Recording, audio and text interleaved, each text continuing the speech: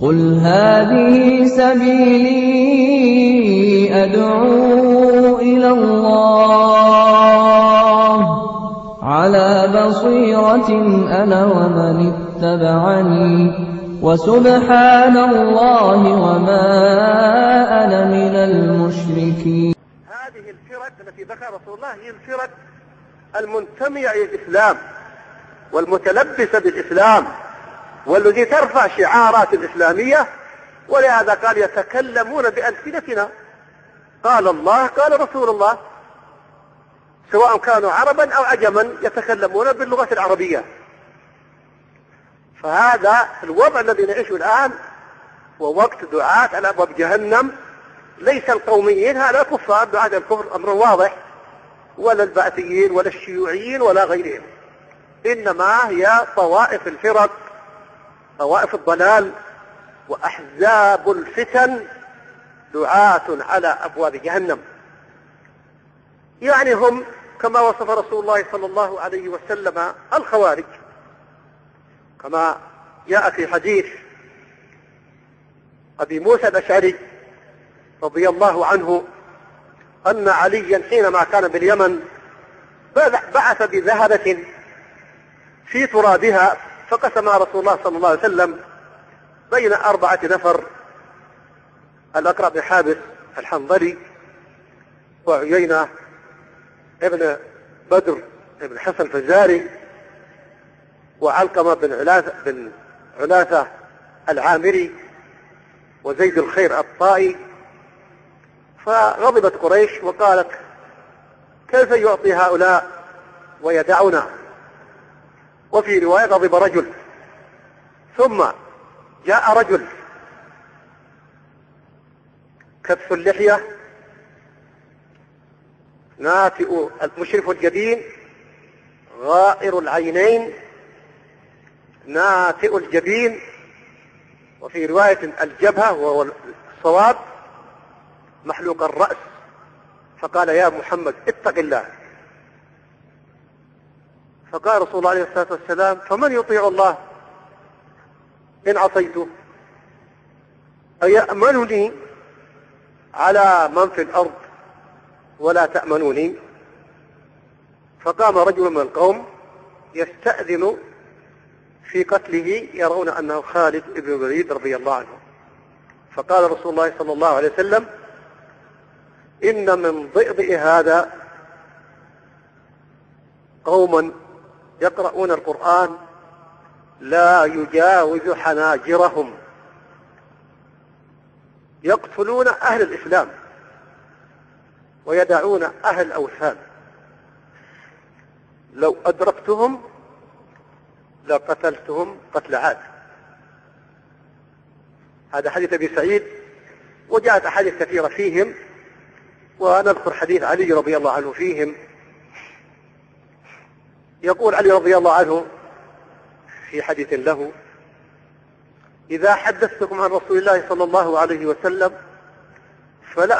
فلأن أخر من السماء أحب إلي من أن أقول عليه ما لم يقل، وأما إذا حدثتكم فيما بيني وبينكم فالحرب خدعة. بعضهم يقول خدعة، ولكن نصح خدعة. سمعت رسول الله صلى الله عليه وسلم يقول: سيخرج أقوام أحداث الأسنان سفهاء الأحلام يقولون من خير قول البرية، يقرؤون القرآن لا يجاوز حناجرهم، إذا لقيتموهم فاقتلوهم، فإن لمن قتلهم أجرا عند الله تبارك وتعالى. شوف هذه الصفات: يقرؤون القرآن لكن لا يجاوز حناجرهم، يقولون من خير قول البرية، قال الله، لا حكم إلا الله، الحكم لله، الحاكمية لله، إلى آخره، إلى آخر هذه الأقوال. طبعا إذا لقيتموه فاقتلوه ليس من كل واحد تلقاه تقتله، لا يفهم الحديث خطأ. إذا خرجوا على الإمام فيجب على الناس أن ينضموا إلى الإمام ليتخلصوا من شر هؤلاء. يفهم الحديث فهما صحيحا. إذا خرجوا على الإمام فعلى الناس أن يتعاونوا، ويجب عليهم أن يقوموا معنا من المسلمين لكسر شوكة هؤلاء والقضاء على فتنتهم. فعندنا دعاة الآن على أبواب جهنم، قال الله، قال رسول الله، قال الله، لا حكم إلا الله، الحكم لله، لا حكم إلا الله. مع الأسف الشديد ضيعوا شباب الأمة. فهذا الحديث من معجزات الرسول الكريم عليه الصلاة والسلام، انظروا كيف صدق هذا الحديث. يعني جاء شر كما أخبر الرسول عليه الصلاة والسلام، ثم جاء خير فيه دخل، ثم جاء هذا الشر الذي نعانيه الآن من دعاة على أبواب جهنم. والله يصدون عن سبيل الله ويصدون عن المنهج السلفي بتشويه علمائه ودعاته، فهم دعاة على أبواب جهنم. لأن الرسول عليه الصلاة والسلام أخبر أن اليهود افترقت إلى 71 فرقة، وافترقت النصارى إلى 72 فرقة، وستفترق هذه الأمة إلى 73 فرقة كلها في النار. قالوا إلا واحدة، قالوا من هي يا رسول الله؟ قال من كان على ما أنا عليه وأصحابي. إذا جئت تسبر وتدرس وتمحص مناهج وعقائد ودعوات هذه الفرق لا تجدها على ما كان عليه رسول الله صلى الله عليه وسلم أبدا، لا في عقائد ولا في مناهج الدعوات ولا في الأساليب ولا في الخلق ولا في الصدق الذي كان عليه رسول الله وأصحابه، والذين لم يعرف فيهم كاذب ولله الحمد. لم يعرف أحد من أصحاب رسول الله عليه الصلاة والسلام بكذبة. فأهل الحديث وأهل السنة والجماعة الذين ثبتوا على ما عليه رسول الله عليه الصلاة والسلام هم الفرقة الناجية، وهم المشار إليهم في حديث حذيفة: الزم جماعة المسلمين وإمامهم. نحن نقول بكل صراحة إن جماعة المسلمين وإمامهم في هذا البلد بلد قائم على كتاب الله وعلى سنة رسول الله صلى الله عليه وسلم.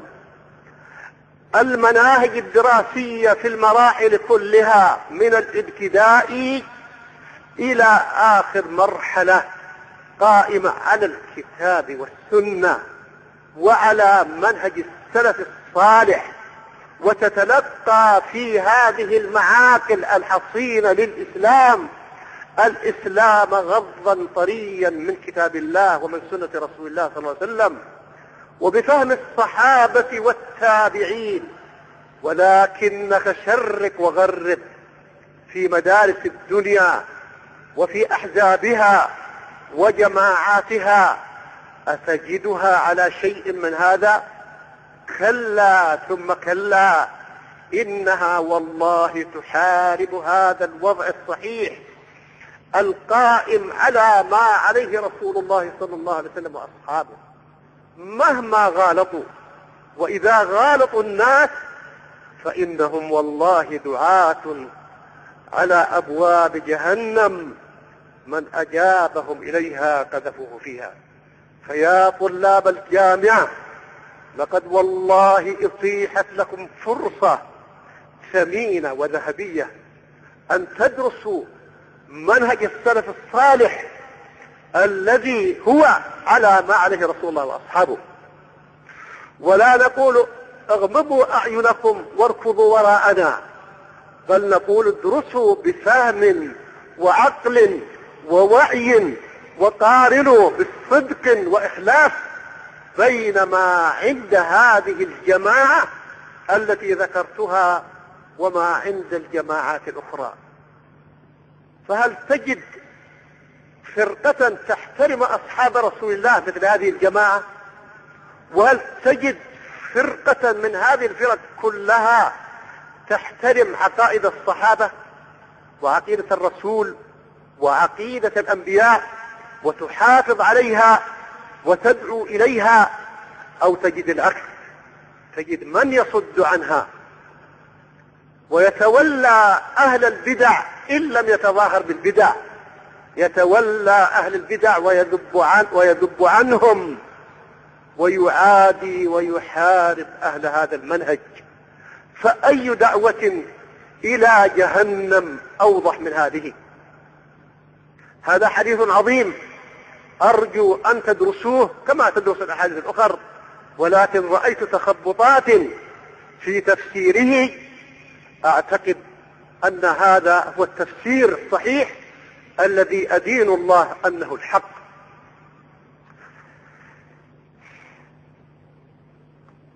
من أحاديث الفتن التي ذكرها رسول الله عليه الصلاة والسلام حديث أم سلمة رضي الله عنها قالت: استيقظ رسول الله صلى الله عليه وسلم ليلة فزعا يقول: سبحان الله، ماذا أنزل الله من الخزائن وماذا أنزل من الفتن؟ ماذا أنزل الله من الخزائن وماذا أنزل من الفتن؟ أيقظوا صواحب البيوت. قال: لكي يصلينا رب كاسية في الدنيا عارية في الآخرة. وهذا الفزع من رسول الله صلى الله عليه وسلم من هذه الفتن، وهذا التسبيح وحث زوجاته للقيام للصلاة، يعني ينبغي أن نهرع إلى الله تبارك وتعالى عند مواجهة الفتن، وعندما نخشى وقوع الفتن ونزول الفتن بنا نبرأ إلى الله تبارك وتعالى، نذكر الله، نسبحه، نبرأ إليه، نصلي، نستغيث به، نلتجئ إليه، نعوذ به من الوقوع في الفتن، كما علمنا رسول الله الاستعاذة من الفتن صلوات الله وسلامه عليه. فهذا فيه درس لنا وتعليم لنا، يعني أن نلجأ إلى الله تبارك وتعالى ونهرع إليه بالذكر والعبادة والإخلاص والدعاء. أنتقل من هذا إلى بعض الفتن التي يعانيها المسلمون، وإلى بعض أصول الإسلام التي تكاد تنهدم أو انهدمت على أيدي طوائف الفتن وأحزاب الفتن والضلال. هناك يا إخوة أصل من أصول الإسلام بينه الله وبينه رسوله صلى الله عليه وسلم، تتوقف عليه حياة الأمة وسعادتها وأمنها، ويتوقف عليها أيضا ثباتها على دينها. رسول الله عليه الصلاة والسلام أخبر أن هناك خلفاء وأمراء سوف ينحرفون عن الصراط المستقيم، وتحصل منهم منكرات، أمور تنكر. فبماذا كان ينصح رسول الله عليه الصلاة والسلام؟ هل كان ينصح بالثورات وسفك الدماء والإشاعات والدعايات والأكاذيب والافتراءات إلى آخره، أو كان ينصح بالصبر والثبات صلوات الله وسلامه عليه؟ يقول ابن مسعود رضي الله عنه فيما رواه البخاري ومسلم: ستكون أثرة وأمور تنكرونها. قالوا: فبماذا تأمر من أدرك منا ذلك؟ قال عليه الصلاة والسلام: أدوا الحق الذي عليكم وسلوا الله الذي لكم. شوف، ستكون أمور تنكرونها وتكون أثرة، استئثار بالأموال والمناصب وكل شيء، وحرمان للمسلمين. كيف يواجهون هذا الوضع؟ في نظر الثوريين لابد من ثورة، ولابد من انقلابات، ولابد من سفك الدماء. أما عند الرسول الكريم عليه الصلاة والسلام فينصح الصحابة. قالوا: ماذا تأمرنا؟ لو أمر بالقتال والله مستعدين يقاتلون، ماذا تأمرنا؟ قال: أدوا الحق الذي عليكم وسلوا الله الذي لكم. ناس الآن يقولون، وأنا أعرف، قرأت لبعض الثوريين يقول: لا ننتظر الفرج من السماء، نأخذ حقنا بأيدينا. هل هذا يوافق هدي رسول الله عليه الصلاة والسلام؟ أو هذا من الدعاة على أبواب جهنم، دعوة تؤدي إلى سفك الدماء وإلى انتهاك الأعراض وإلى ضياع الدين والدنيا وضياع الأمة بأكملها وهدم كيانها. هذه الدعوة تهدم الإسلام وتهدم المسلمين وتعرضهم لكل البلايا والذل والهوان في الدنيا والآخرة. خير الهدي هدي محمد صلى الله عليه وسلم. نصبر ونلجأ إلى الله إذا واجهنا ظلما، ونؤدي الحق الذي علينا كما أمر الرسول. حديث متفق عليه. هذه الأحاديث لا توضع في قواميس هؤلاء ولا قيمة لها ولا حرمة لها ولا يمكن أن ينقاد لها في نظر هؤلاء الحزبيين والعياذ بالله، أهل الفتن والشغب والبلايا والفتن. حديث آخر أبي هريرة رضي الله عنه يقول: كانت بنو إسرائيل تسوسهم الأنبياء، كلما هلك نبي خلفه نبي، ولا نبي بعدي، وستكون خلفاء فتكثر. شوفوا فقه الصحابة يا إخوان. قالوا: فما تأمرنا؟ شوف، كلما يعرض مشكلة يقول: كيف تأمرنا؟ ماذا نصنع؟ كيف نفعل؟ قال عليه الصلاة والسلام: ما تأمرنا؟ قال عليه الصلاة والسلام: اسمعوا وأطيعوا، اسمعوا وأطيعوا. أو قال عليه الصلاة والسلام: دعونا أستأذنكم أرجع لفظ الحديث حتى أؤدي لكم بأمانة.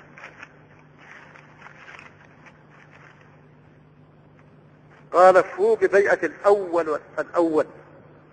قال: وستكون خلفاء فتكثر. قالوا: فما تأمرنا؟ قال: فوا ببيعة الأول. فالحديث ويرون أنها دعوة إلى الذل وإلى الهوان وإلى الخنوع، وليس كذلك. هذه مفسدة تحتمل لدرء ما هو أكبر منها من سفك الدماء، ثم بعد ذلك لا تحصل على الحق هذا الذي تطلبه، بل تنعكس الأمور وتأتي طوام وطام دواهي. ماذا حصل لأهل المدينة لما ثاروا على يزيد؟ وقعوا في كارثة.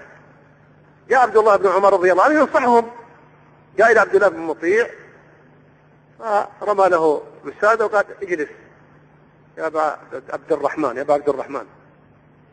قال: ما جئت لأجلس، جئت لأحدثك حديثا سمعت من الرسول عليه الصلاة والسلام يقول عليه الصلاة والسلام: من خلع بيعة وخرج من الطاعة لقي الله ولا حجة له، لقي الله ولا حجة له. قال هكذا ثم ودعه، ثم رجع إلى بنيه وقال: أقسم لهم أن من يشارك في هذه الفتنة لا يمكن أن يكلمه عبد الله بن عمر. كان قد أشيع عن يزيد أنه كافر وأنه يستبيح كذا ويستبيح كذا ويستبيح كذا، لكن عبد الله بن عمر ومحمد بن حنفية وأبو مسعود وجابر بن عبد الله وبقية الصحابة رضي الله عنهم ما دخلوا، ابن عباس وغيرهم ما دخلوا في هذه الفتنة أبدا، وحذروا الناس ونصحوهم. ولكن الشباب يعني دخلوا في الفتنة، فكان النتائج أن عكست الأمور رأسا على عقب. أذلهم أمراء يزيد وأهانوهم وفعلوا بهم الأفاعيل، وما حصل على شيء من ذلك الحق الذي يريدونه، بل انعكست الأمور عليهم لأنهم خالفوا هدي رسول الله عليه الصلاة والسلام. فقد حذرهم الصحابة وبينوا لهم هدي الرسول ومنهج الإسلام في من تبايعه، أنك تصبر عليه ما دام في دائرة الإسلام، كما قال عبادة بن الصامت رضي الله عنه: بايعنا رسول الله صلى الله عليه وسلم على السمع والطاعة في العسر واليسر وفي المنشط والمكره، وعلى أثرة علينا، وعلى ألا ننازع الأمر أهله حتى تروا كفرا بواحا عندكم من الله فيه برهان. هذه توجيهات الرسول الكريم عليه الصلاة والسلام. في هذا البلد بيع على كتاب الله وعلى سنة رسول الله عليه الصلاة والسلام، والعلماء علماء أهل السنة والجماعة الذين يجب أن نلزم غرزهم وأن نترسم خطاهم لا تقليدا أعمى لهم، ولكن لأنهم يقولون قال الله قال رسول الله في جميع ميادين الحياة بما فيه هذا الباب الخطير، فيرون أن هنا بيعة لإمام تجب طاعته ويحرم منازعته ويحرم الخروج عليه بنص سنة رسول الله صلى الله عليه وسلم، بل بكتاب الله أطيعوا الله وأطيعوا الرسول والأمر منكم فإن تنازعتم في شيء فردوه إلى الله والرسول. أطيعوا الله وأولي الأمر منكم فإن تنازعتم في شيء فردوه إلى الله والرسول، إلى جانب هذه الأحاديث التي ذكرناها لكم وغيرها وما قرره أهل السنة والجماعة في كل كتب عقائدهم لا تستثني منها عقيدة، لأنهم رضي الله عنهم عرفوا سنة رسول الله أولا، وعرفوا ما يترتب على الفتن والزلازل والقلاقل من البلايا، فقد أخذوا درسا من وقعة الحرة، ودرسا من قصة الحسين، ودرسا من قصة أصحاب القراء أصحاب الأشعث، إذ ما يقوم هؤلاء بحركة إلا وتأتي النتائج سيئة ومرة جدا تعود على الأمة وعلى الإسلام بالشر. وكما ترون الآن ماذا يحصل من مثل هذه التصرفات على وجه هذه البسيطة، ماذا يحصل من الشرور والدمار بأمة الإسلام الآن بمثل هذه الأمور، التصرفات التي تقوم على الجهل وتقوم على الهوى واتباع غير سبيل المؤمنين الذين توعد الله تبارك وتعالى بالنار من خالف سبيلهم. ومن يشاق الرسول من بعد ما تبين له الهدى ويتبع غير سبيل المؤمنين نوله ما تولى ونصله جهنم وساءت مصيرا.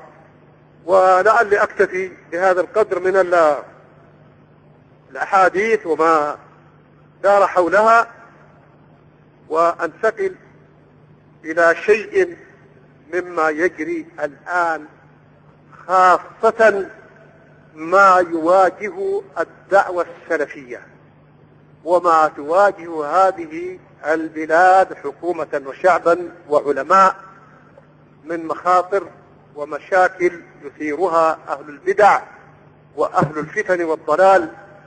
إذ كما حصل في العهد الأول من مكايد للإسلام الحق، فقتل عمر وقتل عثمان، واستمرت الفتن على مدار التاريخ في مواجهة الإسلام، لما قامت هنا في هذا البلد دولة للدعوة السلفية قائمة على التوحيد، قائمة على الكتاب والسنة، على منهج السلف الصالح، كيف يستريح الكفار وكيف يستريح أهل البدع لهذه الفئة القليلة أن تكون لها دولة ويكون لها كيان قوي وتكون لها مدارسها وجامعاتها وعلماؤها؟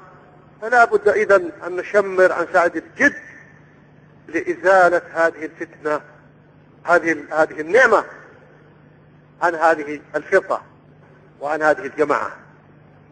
فدبروا وكادوا وهم يدرسون المكايد والخطط ويعرفونها.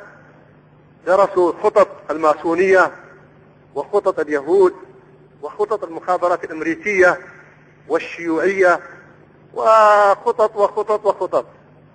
لم يجدوا بلدا يطبقون فيه هذه الخطط المجرمة إلا في هذه البلاد. لماذا؟ لأنهم لبسوا لباس الإسلام والسنة بل والعقيدة السلفية.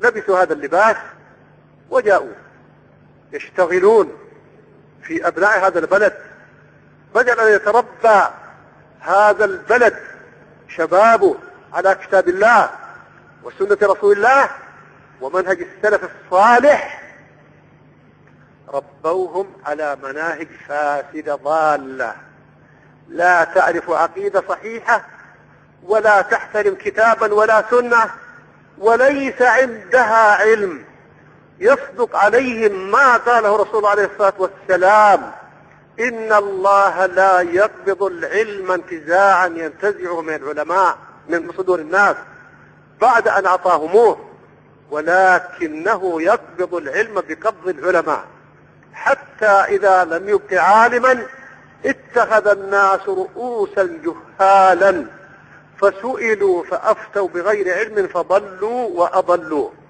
بالله سرح طرفك في هذه الجماعات في مشارق الأرض والمغارب، هل تجد فيهم عالما بكتاب الله وبسنة رسول الله عليه الصلاة والسلام؟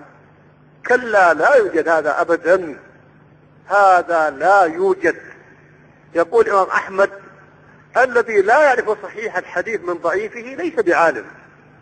لا شك أن الذي لا يدرس سنة رسول الله عليه الصلاة والسلام ويميز بين صحيحها وسقيمها، وقد أتيح لكم هذا الأمر يا طلاب الجامعة الإسلامية، لا تنشغلوا بالترهات والتوافه مما يقدمه لكم هؤلاء.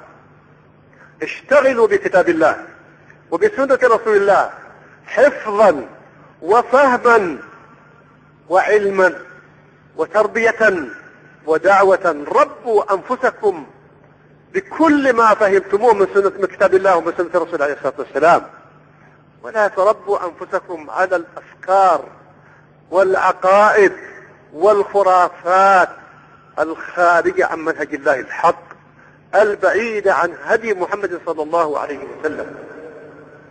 والله اشتغلوا فعلا. المؤمن غر كريم كما يقول الرسول عليه الصلاة والسلام في حديث صحيح: المؤمن غر كريم والفاجر خب لئيم. الفاجر خب لئيم والمؤمن غر كريم. والله جاءوا يقول سلفية واحنا سلفيين واحنا وإلا يعني قريب من السلفية، يمكن غض الطرف عنه. اشتغلوا بالجامعات، اشتغلوا في المدارس، اشتغلوا في المساجد، اشتغلوا في الرحلات، اشتغلوا شغل، والناس واثقين فيهم، يقول يربون على الإسلام، يعني الإسلام إسلام إسلام إسلام. وإذا بجيل يطلع يدير ظهره للمنهج السلفي وأهله. لماذا؟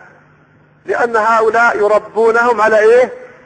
على احتقار علماء المنهج السلفي، ويربونهم على احتقار المنهج السلفي ذاته.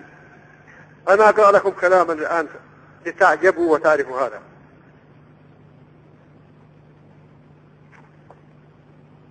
هذا كتاب ملة إبراهيم لأحد القطبيين، أحد أقطاب القطبية، يقول: وبئس ما قال. تحدث عن ملة إبراهيم عليه الصلاة والسلام. إبراهيم قص الله علينا قصصه، إمام أهل التوحيد، دعا إلى التوحيد وحارب الشرك، وأول دعوة افتتحها بدأ بأبيه ثم بأهله، ما هذه التماثيل التي أنتم لها عاكفون. ولما ذهب يناظر الملك ما قال: انزل عرشك أنا أولى به لأنك كافر وأنا مسلم وأنت طاغوت وأنا نبي. ما قال هذا. ذهب يناقشه في العقيدة، في الربوبية، لكن في الربوبية فذهب يناقشه فيها. وناقش قومه في ضلالهم في توحيد العبادة، يعبدون الأصنام ويعبدون الكواكب والشمس والقمر إلى آخره، فناظرهم وجادلهم وناظرهم وجادلهم حتى يئس منهم، فذهب إلى الأصنام يحطمها. ما قال ثورة على الحكام، ذهب إلى الأصنام يحطمها.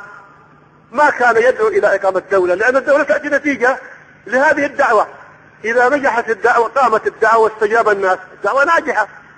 ولكن قد لا يستجيب الناس، فنقيم الدولة على إيه؟ إذا ما استجاب الناس نقيم دولة إيش؟ وبمن نقيمها؟ ما استجاب الناس، استمر معهم في العقيدة يجادل يناظر، حطم الأصنام، أحرقوه عليه الصلاة والسلام، نجاه الله عز وجل، قذفوه في النار فنجاه الله تبارك وتعالى كما قص الله ذلك. الآن هذا يصور دعوة إبراهيم أنها مثل دعوة المودودي وسيد قطب، يعني دولة دولة دولة دولة دولة، بدون عقيدة. والله ما في عقيدة، عقيدة فاسدة جدا. بل الروافض والخوارج وأهل الصوفية أهل الحلول وحد الوجود هم كيان هذه الدعوة، وتقوم الدولة جاء على كواهدهم. يقول هذا تنبيه لا بد منه. قد يظن ظان أن ملة إبراهيم هذه تتحقق في زماننا هذا بدراسة التوحيد ومعرفة أقسامه وأنواعه الثلاثة، معرفة النظرية وحسب. هذا طعن في التوحيد ولا دعوة إلى التوحيد؟ تحقير لدعوة التوحيد الموجودة هنا. هذا يعيش في الكويت، فلسطيني يعيش في الكويت، ايش دخله؟ ما ظلموه ولا سبوه ولا شتموه، يترك بلاده ويترك الدنيا كلها ويجي هذه بلاد التوحيد. ليه؟ لأن ربوه على محاربة أهل التوحيد. طبعا الإسلام قائم بكامله هنا، ماذا نصنع؟ يعني صلاة قائمة وصوم قائم وحج قائم وشأن الإسلام كلها قائمة. والرسول عليه الصلاة والسلام إذا فسدت الأوضاع يقول أطيعهم ما أقاموا فيكم الصلاة، أقاموا الصلاة والزكاة والحج وكل أمور الإسلام قائمة والحمد لله تبارك وتعالى، ولله الحمد. التوحيد قائم. المدارس هذه تقوم على التوحيد، لا بد من إسقاطها ولا بد من تشويهها ولا بد من تشويه هذا التوحيد. ليه؟ لأن التوحيد هو الحاكمية. بس يعني اركض لتصل الكرسي، واركض بالناس كذلك، واترك العقيدة وأهلها، بل حاربها حتى تصل هذا الكرسي، لأنها تحول بينك وبين وصول الكرسي. يقول هكذا، فلمثل هؤلاء نقول لو أن ملة إبراهيم كانت هكذا لما ألقاه قومه من أجلها في النار. ألقوه في النار ليه؟ لأنه ينازع الكرسي. يعني الخصومة بين إبراهيم وبين قومه كانت عن كراسي وفي الحاكمية المزعومة عند هؤلاء.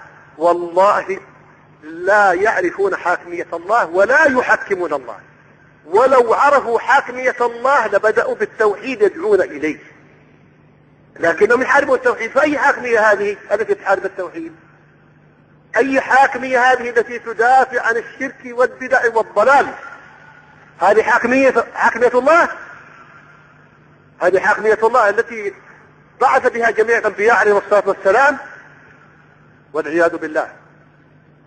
فلمثل هذا نقول لو أن ملة إبراهيم طيب بلاد مسلمة تقول كتاب الله وسنة الرسول وتنشئ التوحيد ومدارس التوحيد وتربي الناس على التوحيد، وهي تطبق الشريعة، الحلال حلال الحق. في أخطاء وجدت وأخبر عنها رسول الله عليه الصلاة والسلام وأمر بالصبر عليها عليه الصلاة والسلام. يبقى نذور. ليه ما يقتل العلماء؟ أنا من سيد قطب، لماذا ما يقتلون؟ طيب أنا قال لي واحد إيش فعل علماءكم؟ فين السجون؟ فين؟ قلت يا أخي إذا كان حكام مسلمين وما عندهم سجون ما أنشأوا السجون للعلماء، أنشأوا للمجرمين. العلماء بارك الله فيك يوجهون والدولة تقبل منهم، وقد لا تقبل أحيانا يصبرون عليها كما أمر الرسول بالصبر. طيب أنت ليش تركت بلادك وسوري؟ ليش تركت بلادك ولاجئ هنا؟ لو كنت شجاع ليه؟ لو كنت شجاع تبقى في بلادك حتى تسجن أو تقتل. فهم يريدون العلماء يثورون ثم يحصل صراع بينهم وبين العلماء، الحكومة تقتل وتسجن، وبعدين بعدها يقضى على التوحيد الذي يحاربونه، فيستريحون من التوحيد ومن دعوة التوحيد. يقول هذا. فلمثل هذا نقول لو أن ملة إبراهيم كانت هكذا لما ألقاه قومه من أجلها في النار، بل ربما لو أنه داهنهم وسكت عن بعض باطلهم، وبعدين راح يتناقض. ولم يسفه آلهتهم، طيب ولا أعلن العداوة لهم. العداوة إيش؟ سفه آلهتهم الأصنام، يعني نفس الدعوة اللي عندنا، هنحارب القبور ونحارب الأصنام، حارب القبور ونحارب الأصنام. هذه هي دعوة إبراهيم عليه الصلاة والسلام، والتي ألقي في النار من أجلها. فين الحاكمية اللي ألقي إبراهيم من أجلها؟ ما في. إذا أنت كذاب. يقول فلمثل هذا نقول لو أن ملة إبراهيم كانت هكذا لما ألقى قومه في النار من أجلها، بل ربما لو أنه داهن وسكت عن بعض باطلهم ولم يسفه آلهتهم ولا أعلن العداوة لهم. مسكين بليد والله ما يدري إيش يقول. واكتفى بتوحيد نظري يتدارسه. كيف توحيد نظري؟ يعني نقول التوحيد النظري أن نقول لا يدعى إلا الله ولا يذبح إلا لله، ثم نروح نذبح لغير الله وندعو غير الله ونسجد للقبور ونسجد للأصنام. هذا التوحيد النظري. أما نقول لا معبود بحق إلا الله، فلا يعبد إلا الله، لا يصلى إلا لله، لا يسجد إلا لله، لا يطاع إلا الله تبارك وتعالى، لا يذبح إلا لله، لا ينظر إلا الله، لا يطاع، ثم نقوم بهذه الأمور. كيف توحيد النظري؟ أرد كذاب ولا لا؟ مفتري على أهل التوحيد أهل السنة، وكاذب فيما يقول على دعوة إبراهيم عليه الصلاة والسلام. ثم يقول المسكين بل ربما يقول أسسوا له المدارس ومعاهد هذه، بل ربما أسسوا له مدارس ومعاهد كما في زماننا يدرس فيها التوحيد النظري. والله التوحيد العملي يا كذاب. وروح درس التوحيد النظري هذا في إيران، ولا عندك في فلسطين، وإلا في أي بلد، وإلا في السودان، وإلا في أفغانستان. روح خلهم يدرسون الأصول الثلاثة. تستطيع؟ لو كانت توحيد النظرية كما تقول سيأتي كلام عادي. يقول ولربما وضعوا عليها لافتات ضخمة وسموها مدرسة التوحيد أو معهد توحيد الأسماء والصفات وكلية الدعوة وأصول الدين، مسميات موجودة قائمة يشوهها ويقلل من شأنها ومن شيء ما فيها من عقيدة وما فيها من اهتمام بالتوحيد، يريد يمسخها مسخا ويشوهها وما إلى ذلك. فهذا كله يقول لا يضرهم ولا يؤثر فيهم ما دام لا يخرج عن الواقع والتطبيق. لا حول ولا قوة إلا بالله. ولو خرجت لهم هذه الجامعات والمدارس والكليات آلاف الأطروحات ورسائل الماجستير والدكتوراه في الإخلاص والتوحيد والدعوة لما أنكروا ذلك عليها. يعني يريد رسائل في السياسة، في الديمقراطية وفي الاشتراكية وفي السياسة، وفي المخابرات الأمريكية ودراسة بروكسلات حكومة صهيون وما شاكلها. لأن بعض علماء الواقع يقول يجب أن ندرس هذه الكتب، ومنها كتب المخابرات الأمريكية وكتب بروكسلات حكماء صهيون. فإننا إذا لم ندرس هذه الكتب نظل عميان وفي حيرة وتائهين. يعني كتاب الله وسنة الرسول ما تخلينا نشوف، تخلينا عميان ونعيش في ظلمات، ما نرى النور إلا في ضوء هذه الكتب. يريدون هذا. دحين لو أن المملكة هذه تقول يلا ندرس بروكسلات حكماء صهيون ومخابرات أمريكية حتى نصير سياسيين، تمام، هذا هو المنهج الصحيح عندهم. والله كتبوها هذه وقالوها وناقشتها عندكم في كتاب جماعة واحدة من الجماعات. يعني طعنوا في مناهج الجامعات وشوهوها وشوهوا علماءها وقالوا إن علومهم قشور، وقالوا إنهم محنطون، وقالوا إنهم ما يقدر أكبر عالم فيهم يحل مشكلة واحدة. فدعوة هؤلاء قائمة على تشويه التوحيد ودعوة التوحيد وعلى تشويه علمائها.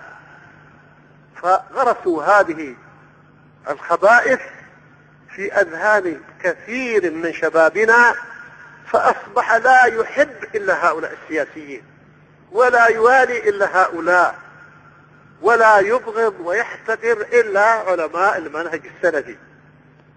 يا أخي الدعوة السلفية أقامت الدولة يا أخي، لا ما لا كتب له سنة الرسول، وانتم أقمتم دول قائمة على الخرافات والبدع ودعوة وحدة الأديان والبلايا. قامت دولتكم تدعو إلى وحدة الأديان وتشيد القبور وتشيد الكنائس، وفي مكان آخر مذابح ومذابح ومذابح لا تنتهي إلى أحد، والشيخ ضارب أطنابه والشيوعية ضاربة أطنابها وكل شيء. ماذا فعلتم؟ أما نحن والحمد لله هدمنا القبور كما أمر الرسول بهدمها، وأقمنا دعوة التوحيد على أنقاض الشرك، وأقمنا المدارس على التوحيد، شعائر الإسلام، أركان الإسلام قائمة عندنا، مناهج الإسلام الحق موجودة. ماذا تريدون منا؟ ماذا تريدون منا؟ تريدون أن نصبر اختلاف حكماء صهيون ونقول ديمقراطية ونقول اشتراكية وندرس المخابرات الأمريكية، كتب المخابرات الأمريكية والمخابرات السوفيتية؟ هذا دين؟ هذا علم؟ ولا جهل وسفه؟ هذا جهل وسفه. هذا من الأسباب التي ترجي الأمة في هوة الجهل، لأن كما قال الرسول عليه الصلاة والسلام: ليأتين زمان ينزل فيه الجهل ويرفع فيه العلم ويكثر فيه الهرج والهرج والقتل. كيف نحن في هذا الزمان الآن؟ رفع العلم بسبب هؤلاء يحاربون العلم ويحاربون العلماء ويربون الشباب على هذه كتب المخابرات الأمريكية ومذكرات نيكسون ومذكرات صدام ومذكرات جمال عبد الناصر ومذكرات السياسيين اليهود والنصارى والشيوعيين، يربونهم في دوامة لا أول لها ولا آخر، ويطلع أجهل من العوام بدين الله، يطلع أجهل من العوام بدين الله. وحتى فقه الواقع يعني يتبلد فكره، حتى إن العوام ما لا يدركون عواقب الأمور والكوارث أحسن منهم. والله لما جت دورة الخميني كانوا يطبلون الخميني، وبعدين كان يسأل العام من أجل في الهند عن الخميني ودول يقول كفار روافض، ويسأل في أدغال أفريقيا يقول روافض، ويسأل العام في أي بلد من أهل السنة من السلفيين يقول هكذا، والإخوان المسلمين يقول الإمام راح يبايعوه. بعدين قالوا والله ما عرفنا. كيف أنتم فقهاء الواقع ما تعرفون؟ تربوا الناس على فقه الواقع وما تعرفون شو يقول فقه الواقع ويفتخرون بفقه الواقع. طيب أنا أقول لهم جديد حريش هذه اللي أخذ النصارى، ليش ما أخبرتمونا أن هذه الدولة الميتة الهزيلة تخطط للاستيلاء على هذه الجزر؟ وأنتم تعرفون الخطط، تعرفون خطط أمريكا وأوروبا وروسيا، وتحبطون الخطط تقولون بالله أخبرونا أي خطة أحبطتم؟ يضحكون على الناس، هم كذاب يعرفون أنهم كذابين. والله ما أحبطوا أتفه خطة أبدا، كذابين. وغيرهم اللي يحبط الخطط، غيرهم والله من العقلاء حتى من عوام الناس يمكن يستطيع أن يحبط خطط الأعداء وهم لا يستطيعون شيئا ولا يدركون شيئا. ليش صدام لما غزا الكويت ما أخبرتمونا أنه سيغزو الكويت؟ ما اكتشفتم خططه؟ ليه؟ وجمال عبد الناصر وغيره ما خططوا لكم وضربوكم، ليش ما اكتشفتم هذه الأشياء؟ فعندهم فقه الواقع، وعلماء السنة لا يفقهون الواقع، ما يفقهون الواقع، ومحنطين وعلومهم قشور ودراويش وبعد جواسيس وعملاء. طيب كيف يكون جواسيس عملاء وهم محنطين؟ الجاسوس لابد يكون عنده ذكاء وعنده خبرة ويعرف الواقع. فأنتم ترمون بالمساكبات. طيب محنطين وعلماء قشور وما نعرف الواقع وبعدين يكونوا جواسيس وعملاء، ايش هذا الكلام؟ ففقهاء الواقع هم اللي يكونوا جواسيس وعملاء، ما هو لا المحنطين سموهم محنطين. المهم يقول هذا الدجال يقول فهذا كله لا يضرهم ولا يؤثر فيهم ما دام لا يخرج الواقع والتطبيق. ولو خرجت لهم هذه الجامعات والمدارس والكليات آلاف الأطروحات ورسائل الماجستير والدكتوراه في الإخلاص والتوحيد والدعوة لما أنكر ذلك عليها، بل لباركوها ومنحوا أصحابها جوائز وشهادات وألقاب ضخمة ما دامت. هو هذا شيء حاصل لكن يبغى يشوهه. يعني الدولة هنا اعتنت بالعلم واعتنت بالتوحيد وفتحت أقسام العقيدة وتخرج علماء ينفع الله بهم الأمة، قُلْ هَٰذِهِ سَبِيلِي أَدْعُو إِلَى اللَّهِ ۚ عَلَىٰ بَصِيرَةٍ أَنَا وَمَنِ اتَّبَعَنِي ۖ وَسُبْحَانَ اللَّهِ وَمَا